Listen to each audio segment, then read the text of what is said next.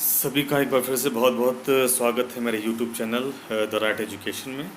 और आज जैसा कि आप स्क्रीन पर देख रहे हैं, आज हमारे चैप्टर का जो नाम है role of the government in health, और ये क्लास 7th में सिविक्स की बुक से लिया गया सेकंड चैप्टर है। और सभी को पता है कि आज के कॉन्टेक्स्ट में जिस समय मैं ये वीडियो शूट कर रहा हूँ, लॉकडाउन है और गवर्नमेंट किस तरह से अपनी भूमिका निभा रही है, इसके बारे में आप सबको बहुत अच्छे से पता है। खैर इस उन चीज़ों को हम ज़्यादा इसमें डिटेल में नहीं लेंगे। और खैर चलिए हम लोग सीधे चैप्टर पर आते हैं। Role of the government in health, यानी कि हमारी जो स्वास्थ्य है, जो हमारी हेल्थ सिचुएशन है, उसमें गवर्नमेंट की क्या भूमिका है, सरकार की क्या भूमिका है। तो हेल्थ क्या है एक्चुअली में, इसको जानना बहुत ज़रूरी है कि व्हाट इज़ हेल्थ। देखिए व्हाट इज़ हेल्थ, तो it is simply in one line you can say health means our ability to remain free of illness and injuries, कि हमें किसी तरह की बीमारी ना हो, हमें किसी तरह की कोई इंजरी ना हो, और बस हम स्वस्थ रहें, हम हेल्दी रहें। यही हेल्थ की डेफिनेशन हो सकती है, और एकदम सही बात है। पर सिर्फ बीमारी ना होना या सिर्फ हेल्दी बने रहना ही हेल्थ कंडीशन को श्योर नहीं करता है। जब तक आपके आसपास का एनवायरनमेंट भी हेल्दी ना हो, यानी कि आपकी जो रिक्वायरमेंट है, बेसिक रिक्वायरमेंट्स हैं, शुद्ध हवा है, शुद्ध पानी है, न्यूट्रिशियस डाइट है, और जो सराउंडिंग हमारे आसपास की एनवायरनमेंट है, जो हमारी मेंटल पीस है, ये सब भी चीज़ें काफ़ी मायने रखती हैं। तो इसमें बहुत सारी चीज़ें हैं, एक एक करके हम इसको आगे लेके इस चैप्टर में बढ़ेंगे। देखिए यहाँ पर हेल्थ सिचुएशन दिखाई गई, health care in India. India में हेल्थ की क्या सिचुएशन है, इस कॉलम को अगर कंपैरिजन करेंगे, आप लोग तुलना करेंगे, तो इसमें चीज़ निकल के आएगी कि एक तरफ तो हमने आज़ादी के बाद, लगभग 70 साल हो गया आज़ादी के बाद, हमने काफ़ी इम्प्रूवमेंट किया है अपनी मेडिकल लाइन में, अपनी हेल्थ सिचुएशन में, हेल्थ कंडीशन में। बहुत सारे हॉस्पिटल बने हैं, बहुत सारे दो तरह की सिचुएशन है, उलट सिचुएशन है, ये कॉन्ट्रडिक्शन है कि हमने एक तरफ अपनी मेडिकल लाइन में ग्रोथ भी की है और उसकी रीच भी हमें मिली है। और इसकी रीच ना सिर्फ हमें मिली, बल्कि दुनिया के तमाम और देश के लोग भी भारत आते हैं अपना मेडिकल ट्रीटमेंट कराने, और ऐसे लोगों को मेडिकल टूरिस्ट कहा जाता है। वहीं दूसरी तरफ भारतीयों को, अब बहुत, मैं हर भारतीय की बात तो नहीं कर रहा, बहुत सारे लोगों को तो मेडिकल की फैसिलिटीज़ मिली हैं, पर अभी भी बहुत सारे भारतीय ऐसे हैं जो प्रॉपर मेडिकल ट्रीटमेंट या मेडिकल जो गाइडलाइंस हैं उसको वो फुलफ़िल नहीं कर पा रहे हैं। तो ऐसा क्यों है? तो ये सिचुएशन बड़ी क्रिटिकल है और इस पर हमें डिटेल में स्टडी करनी है। इंडियन हेल्थ केयर सिस्टम को मेनली हम दो पार्ट में डिवाइड कर सकते हैं, पब्लिक हेल्थ केयर सिस्टम और प्राइवेट हेल्थ केयर सिस्टम। ठीक है, यहाँ पर इस चीज़ को हम बाद में पढ़ेंगे, पहले हम स्टोरी पे आते हैं। यहाँ पर इस स्टोरी में आप देख रहे हैं कि दो डिफरेंट फाइनेंशियल बैकग्राउंड्स के दो स्टूडेंट्स हैं, दो बच्चे हैं, दो दोस्त हैं, वो एक ही स्कूल में पढ़ते हैं। एक बच्चा है जो कि पब्लिक बस से आ जा रहा है, और एक की अपनी प्राइवेट कार है, वो अमीर घर का है। तो दोनों ही बच्चे किसी सिचुएशन में आके एक दिन बीमार पड़ते हैं, और इसमें जो एक बच्चा है वो अपना एक्सपीरियंस शेयर करना चाहता है, जो कि रिच है। वो अपने दूसरे दोस्त से शेयर करता है कि जो वो बीमार पड़ा तो उसके जो पिता थे, उसके फादर थे, तुरंत उसको एक प्राइवेट हॉस्पिटल ले जाते हैं। वहाँ उसका बहुत अच्छे से ट्रीटमेंट होता है, उसको बहुत आसानी से वहाँ पर इलाज की फैसिलिटीज़ मिल जाती हैं, अच्छी दवाइयाँ मिलती हैं, महंगी दवाइयाँ मिलती हैं, पर महंगी दवाइयाँ मिलती हैं, इस बात का ध्यान रखिएगा। और उसे किसी भी तरह क्यू में या लाइन में खड़ा नहीं होना पड़ता है। वहीं दूसरी तरफ आप देख रहे हैं कि जो उसका दूसरा दोस्त जो गरीब होता है, जब वो बीमार पड़ता है और अपने फादर से कहता है कि उसको किसी तरह की ट्रीटमेंट चाहिए, तो उसके फादर शुरुआत में तो आनाकानी करते हैं, और हो सकता है घरेलू नुस्खों से उसको उसका ट्रीटमेंट करना चाहते हैं, पर बाद में वो उसको सरकारी हॉस्पिटल ले जाते हैं, जहाँ पर उसको लंबी लाइन में खड़े रहना पड़ता है। टेस्टिंग के लिए जो ब्लड टेस्ट किया जाता है या और टेस्ट किए जाते हैं, उसके लिए उसे काफ़ी समय देना पड़ता है। उसकी जब रिपोर्ट आती है तो डॉक्टर कहती थी कि ये नॉर्मल वायरल फीवर है। नॉर्मल वायरल फीवर या फ्लू दोनों ही बच्चों को हुआ था, और उसकी दवा देकर वो उसको भेज देती है, जो गरीब दोस्त होता है, जो पुअर जिसका बैकग्राउंड है, पुअर फील्ड से इसका बैकग्राउंड है। तो यहाँ पर ये देखने में आता है कि जो भारत में हेल्थ फैसिलिटीज़ है वो इस तरह से इनइक्वल है, असमान है। ठीक है, यानी कि फाइनेंशियल बैकग्राउंड पर ये चीज़ डिपेंड करती है कि अगर कोई फाइनेंशियली स्ट्रांग है तो उसकी जो मेडिकल फैसिलिटी है उससे अच्छी मिलेगी, पर वो सिर्फ प्राइवेट हॉस्पिटल में मिलेगी, लेकिन उसके लिए आपको ज़्यादा फीस पे करनी पड़ेगी, और आप लोग को ये सब चीज़ें पता हैं। ठीक है, तो यहाँ पर दो चीज़ें निकल के आती, public health service and private health service. तो पब्लिक हेल्थ सर्विस जो है जो कि रन किया जाता है सरकार के द्वारा, गवर्नमेंट के द्वारा।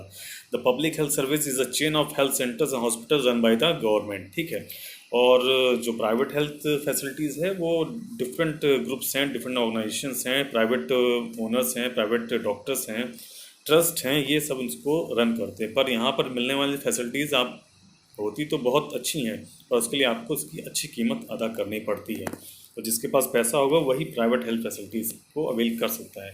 लेकिन गवर्नमेंट इंश्योर करती है, क्योंकि हमारे संविधान में ये हमारा मौलिक अधिकार है, फंडामेंटल राइट है। कॉन्स्टिट्यूशन ने हमें पावर दे रखी है कि गवर्नमेंट की ड्यूटी है कि वो सभी लोगों के जीवन की रक्षा करे।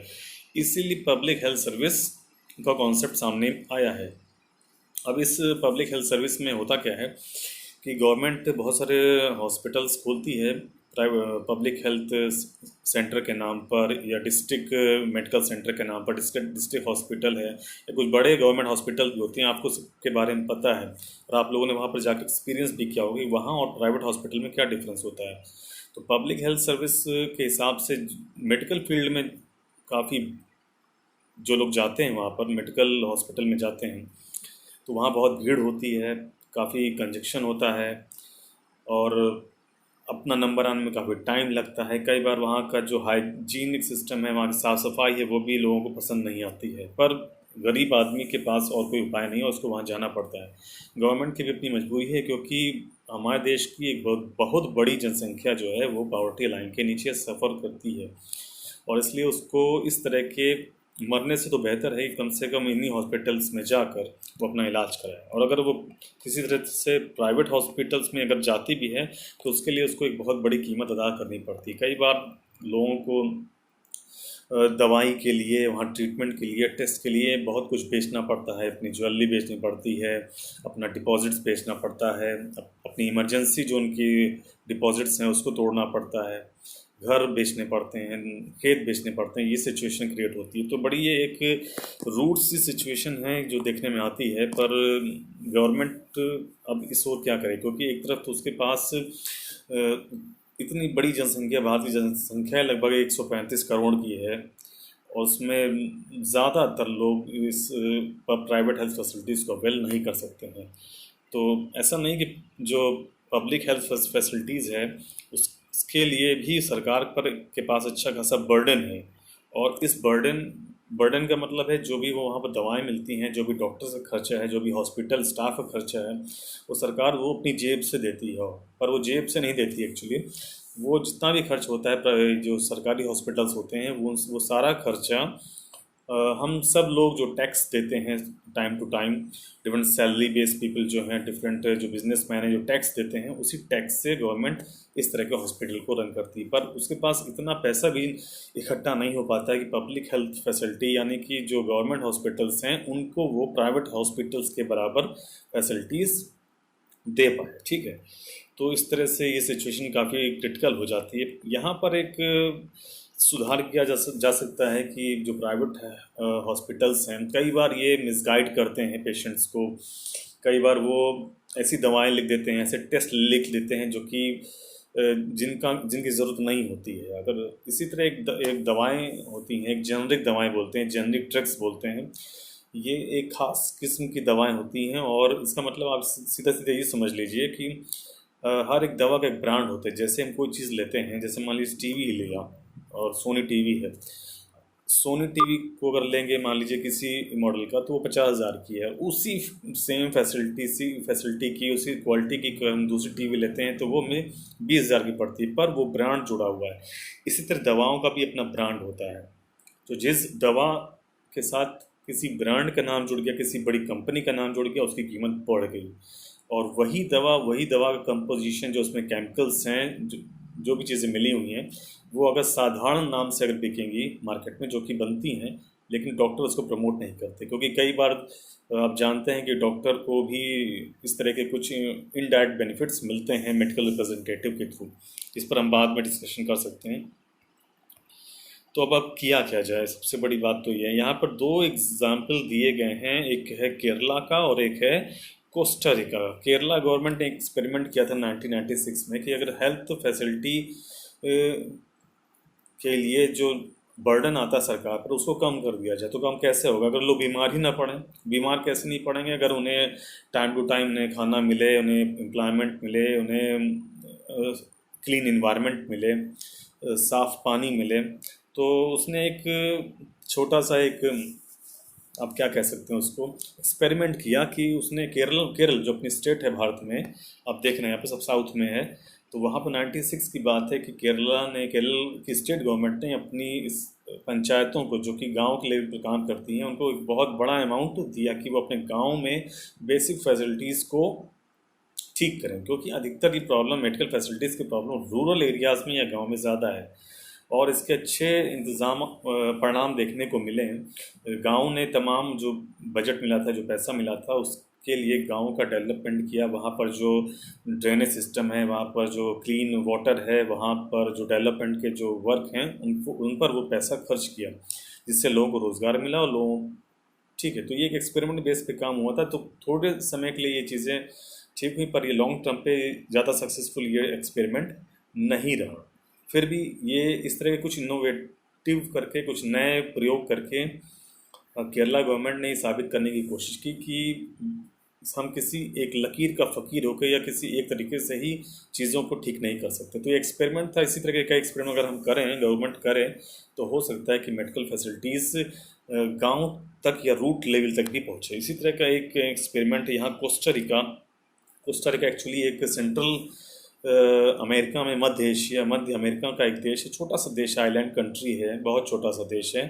तो कोस्टारिका ने एक एक्सपेरिमेंट किया कि उसने अपने यहाँ की जो सेना थी उसको डिसमिस कर दिया, उसे ख़त्म कर दिया, क्योंकि सेना को मेंटेन करने के लिए बहुत ज़्यादा पैसे की ज़रूरत होती है, और इस पैसे का इस्तेमाल उसने दूसरे डेवलपमेंट कार्यों के लिए या हेल्थ फैसिलिटी को इम्प्रूव करने में किया, और इसके उसे अच्छे परिणाम मिले।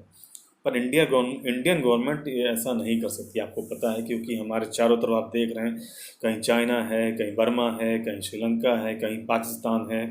तो ये दुश्मन देश हैं, और इतने दुश्मनों से घिरा हुआ देश, दुश्मन देशों से घिरा हुआ देश आर्मी को ख़त्म नहीं कर सकता। तो हमें कुछ और अपने प्रयास करने होंगे, जिससे कि भारत में हेल्थ फैसिलिटीज़ जो हैं वो बेहतर होती जाएँ। तो सबको इसके लिए प्रयास करना पड़ेगा। सबसे बड़ी बात है, हमें सेल्फ हाइजीन पर फोकस करना पड़ेगा।